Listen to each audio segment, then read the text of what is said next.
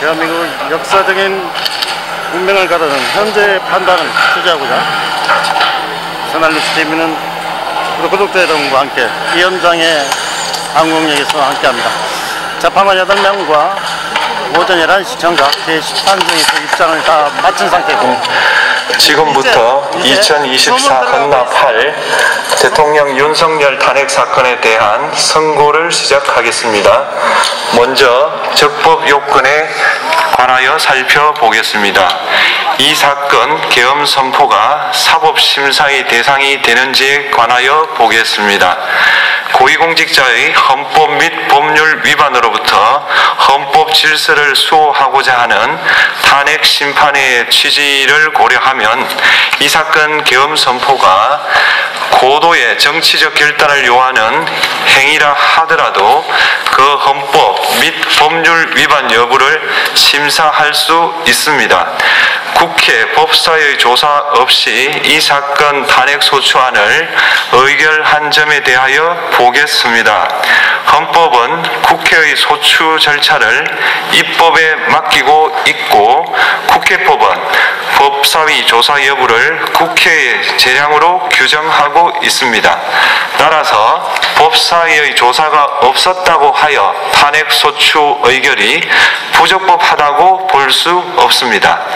이 사건 탄핵 소추안의 의결이 일사부재의 원칙에 위반되는지 여부에 대해서 보겠습니다.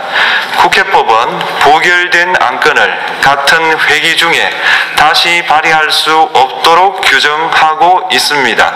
피청구인에 대한 1차 탄핵 소추안이 제418회 정기회 회기에 투표 불성립되었지만 이 사건 탄핵 소추안은 제419회 임시회 회기 중에 발의되었으므로 일사부재의 원칙에 위반되지 않습니다. 한편 이에 대해서는 다른 회기에도 탄핵 소추안의 발의 횟수를 제한하는 입법이 필요하다는 재판관 정형식의 보충 의견이 있습니다. 이 사건 계엄이 단시간 안에 해제되었고 이로 인한 피해가 발생하지 않았으므로 보호이익이 험결되었는지 여부에 대해서 보겠습니다. 이 사건 계엄이 해제되었다고 하더라도 이 사건 계엄으로 인하여 이 사건 탄핵 사유는 이미 발생하였으므로 심판의 이익이 부정된다고 볼 수 없습니다. 소추 의결서에서 내란죄령 형법 위반 행위로 구성하였던 것을 탄핵 심판 청구 이후에 헌법 위반 행위로 포섭하여 주장한 점에 대하여 보겠습니다. 기본적 사실관계는 동일하게 유지하면서 적용 법조문을 철회, 변경하는 것은 소추사유의 철회, 변경에 해당하지 않으므로 특별한 절차를 거치지 않더라도 허용됩니다. 피청구인은 소추사유에 내란죄 관련 부분이 없었다면 의결 정족수를 충족하지 못하였을 것이라고 주장하지만 이는 가정적 주장에 불과하며 객관적으로 뒷받침할 만한 근거도 없습니다. 대통령의 지위를 탈취하기 위하여 탄핵 소추권을 남용하였다는 주장에 대하여 보겠습니다. 이 사건 탄핵 소추안의 의결 과정이 적법하고 피소추자의 헌법 또는 법률 위반이 일정 수준 이상 소명되었으므로 탄핵 소추권이 남용되었다고 볼 수 없습니다. 그렇다면 이 사건 탄핵 심판 청구는 적법합니다. 한편 증거법칙과 관련하여 탄핵 심판 절차에서 형사소송법상 전문법칙을 완화하여 적용할 수 있다는 재판관 이미선, 김형두의 보충 의견과 탄핵 심판 절차에서 앞으로는 전문법칙을 보다 엄격하게 적용할 필요가 있다는 재판관 김복형, 조한창의 보충 의견이 있습니다. 다음으로 피청구인이 직무집행에 있어 헌법이나 법률을 위반하였는지 피청구인의 법 위반 행위가 피청구인을 파면할 만큼 중대한 것인지에 관하여 살펴보겠습니다. 우선 소추 사유별로 살펴보겠습니다. 1. 이 사건 계엄 선포에 관하여 보겠습니다.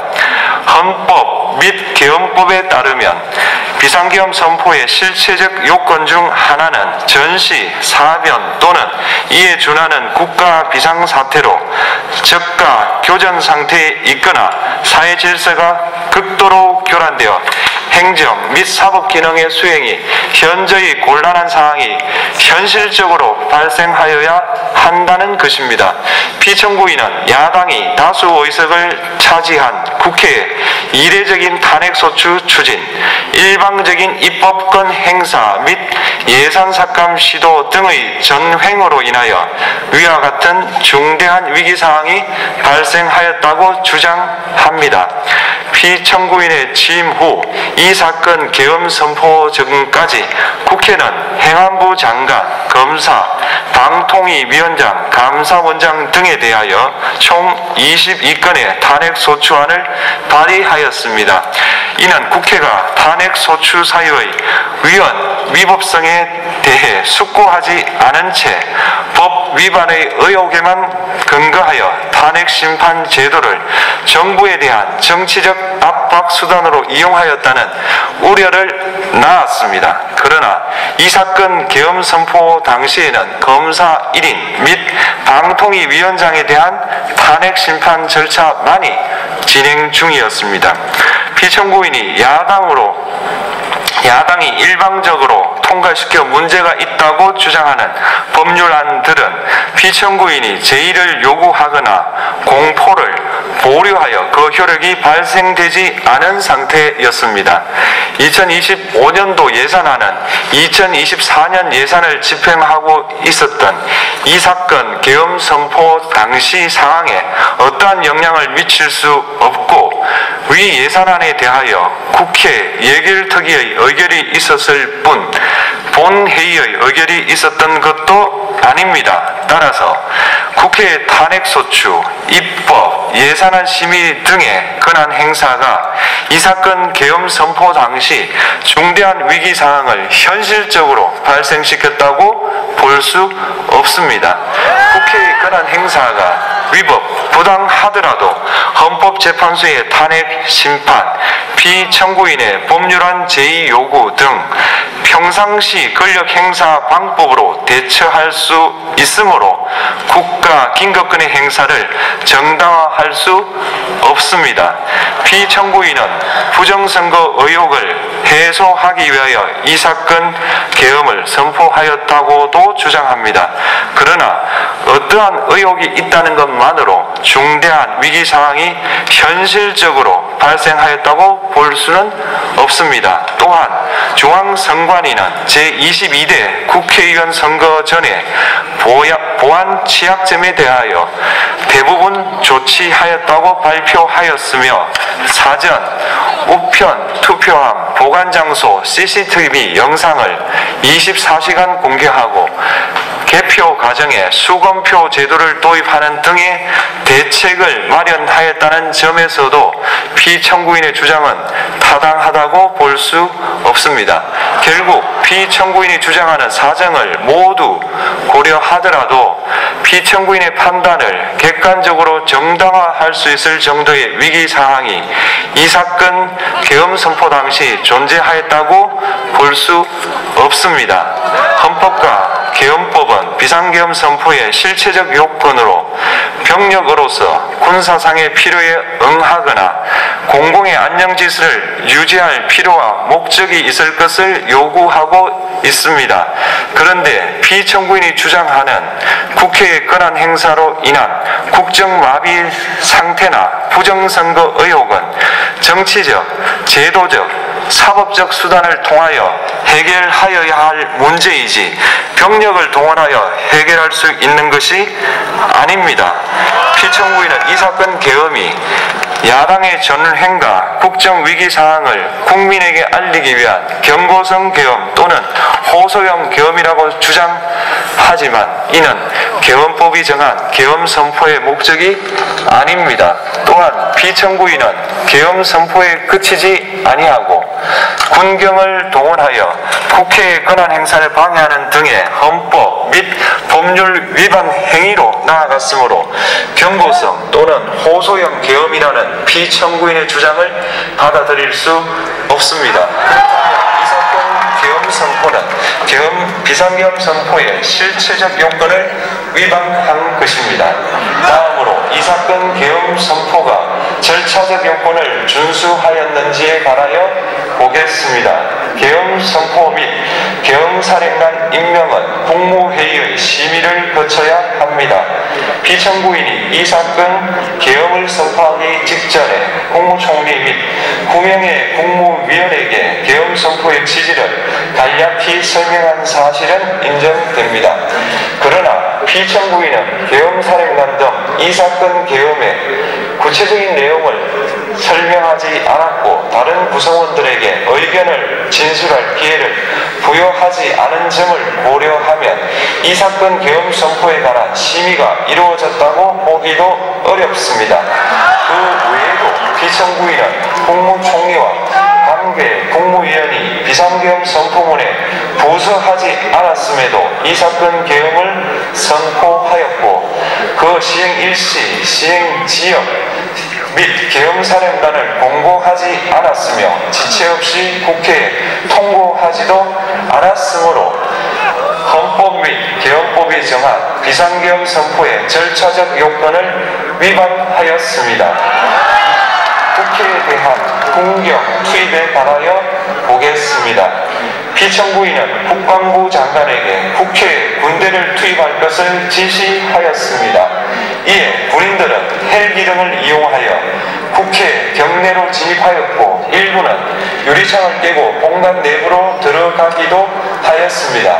피청구인은 육군 특수전 사령관 등에게 의결 정족수가 채워지지 않은 것 같으니 문을 부수고 들어가서 안에 있는 인원들을 끄집어내라는 등의 지시를 하였습니다.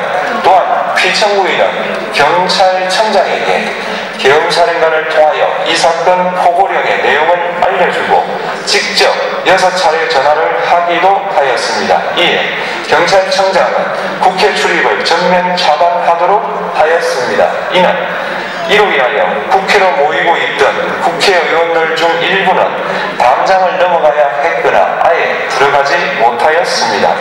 한편 국방부 장관은 필요시 체포할 목적으로 국군 방첩사령관에게 국회의장, 각 정당 대표 등 14명의 위치를 확인하라고 지시하였습니다.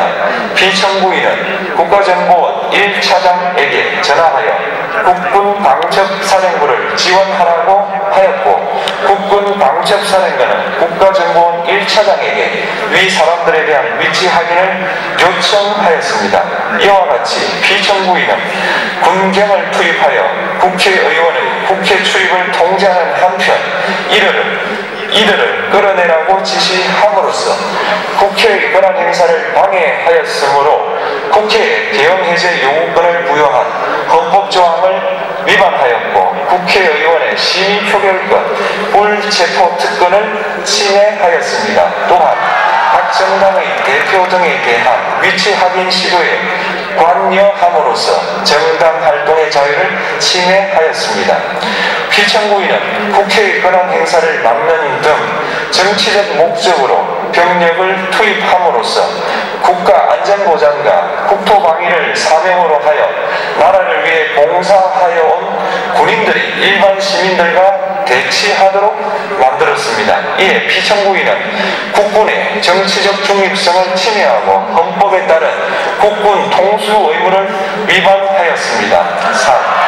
이 사건 포고령 발령에 관하여 보겠습니다. 피청구인은 이 사건 포고령을 통하여 국회, 지방의회, 정당의 활동을 금지함으로써 국회에 계엄해제 요구권을 부여한 헌법조항, 정당 제도를 규정한 헌법조항, 대의민주주의 권력분리 원칙을 위반하였습니다. 비상계엄 하에서 기본권을 제한하기 위한 요건을 정한 헌법 및 계엄법 조항, 영장주의를 위반하여 국민의 정치적 기본권, 단체 행동권, 직업의 자유를 침해하였습니다. 4. 중앙선관위에 대한 압수수색에 관하여 보겠습니다. 피청구인은 국방부 장관에게 병력을 동원하여 선관위의 전산 시스템을 점검하라고 지시하였습니다. 이에 따라 중앙선관위 청사에 투입된 병력은 출입 통제를 하면서 당직자들의 휴대전화를 압수하고 전산 시스템을 촬영하였습니다. 이는 선관위에 대하여 영장 없이 압수수색을 하도록 하여 영장주의를 위반한 것이자 선관위의 독립성을 침해한 것입니다. 5. 법조인에 대한 위치 확인 시도에 관하여 보겠습니다. 앞서 말씀드린 바와 같이 피청구인은 필요시 체포할 목적으로 행해진 위치 확인 시도에 관여하였는데 그 대상에는 퇴임한 지 얼마 되지 않은 전 대법원장 및 전 대법관도 포함되어 있었습니다. 이는 현직 법관들로 하여금 언제든지 행정부에 의한 체포 대상이 될 수 있다는 압력을 받게 하므로 사법권의 독립을 침해한 것입니다. 지금까지 살펴본 피청구인의 법 위반 행위가 피청구인을 파면할 만큼 중대한 것인지 관하여 보겠습니다. 피청구인은 국회와의 대립상을 타개할 목적으로 이 사건 계엄을 선포한 후 군경을 투입시켜 국회의 헌법상 권한 행사를 방해함으로써 국민 주권주의 및 민주주의를 부정하고 병력을 투입시켜 중앙선관위를 압수수색하도록 하는 등 헌법이 정한 통치구조를 무시하였으며 이 사건 포고령을 발령함으로써 국민의 기본권을 광범위하게 침해하였습니다. 이러한 행위는 법치국가 원리와 민주국가 원리의 기본 원칙들을 위반한 것으로 그 자체로 헌법 질서를 침해하고 민주공화정의 안정성에 심각한 위해를 끼쳤습니다. 한편 국회가 신속하게 비상계엄 해제 요구를 결의할 수 있었던 것은 시민들의 저항과 군경의 소극적인 임무 수행 덕분이었으므로 이는 피청구인의 법 위반에 대한 중대성 판단에 영향을 미치지 않습니다. 대통령의 권한은 어디까지나 헌법에 의하여 부여받은 것입니다. 피청구인은 가장 신중히 행사되어야 할 권한이 국가 긴급권을 헌법에서 정한 한계를 벗어나 행사하여 대통령으로서의 권한 행사에 대한 불신을 초래하였습니다. 피청구인이 취임한 이래 야당이 주도하고 이례적으로 많은 탄핵소추로 인하여 여러 고위공직자의 권한 행사가 탄핵 심판 중 정지되었습니다. 2025년도 예산안에 관하여 헌정사상 최초로 국회 예산결산특별위원회에서 정액 없이 감액에 대해서만 야당 단독으로 의결하였습니다. 피청구인이 수립한 주요 정책들은 야당의 반대로 시행될 수 없었고 야당은 정부가 반대하는 법률안들을 일방적으로 통과시켜 피청구인의 제2요구와 국회의 법률안 의결이 반복되기도 하였습니다. 그 과정에서 피청구인은 야당의 전횡으로 국정이 마비되고 국익이 현저히 저해되어 가고 있다고 인식하여 이를 어떻게든 타개하여야만 한다는 막중한 책임감을 느끼게 되었을 것으로 보입니다. 피청구인이 국회의 권한 행사가 권력 남용이라거나 국정 마비를 초래하는 행위라고 판단한 것은 정치적으로 존중되어야 합니다. 그러나 피청구인과 국회 사이에 발생한 대립은 일방의 책임에 속한다고 보기 어렵고 이는 민주주의 원리에 따라 해소되어야 할 정치의 문제입니다. 이에 관한 정치적 견해의 표명이나 공적 의사결정은 헌법상 보장되는 민주주의와 조화될 수 있는 범위에서 이루어져야 합니다. 국회는 소수 의견을 존중하고 정부와의 관계에서 관용 그리고 자제를 전제로 대화와 타협을 통하여 결론을 도출하도록 노력하였어야 합니다. 피청구인 역시 국회의 대표인 국회를 협치의 대상으로 존중하였어야 합니다. 그럼에도 불구하고 피청구인은 국회를 배제의 대상으로 삼았는데 이는 민주정치의 전제를 허무는 것으로 민주주의와 조화된다고 보기 어렵습니다. 필천구의는 국회의 권한 행사가 다수의 횡포라고 판단했다 하더라도 헌법이 예정한 자구책을 통해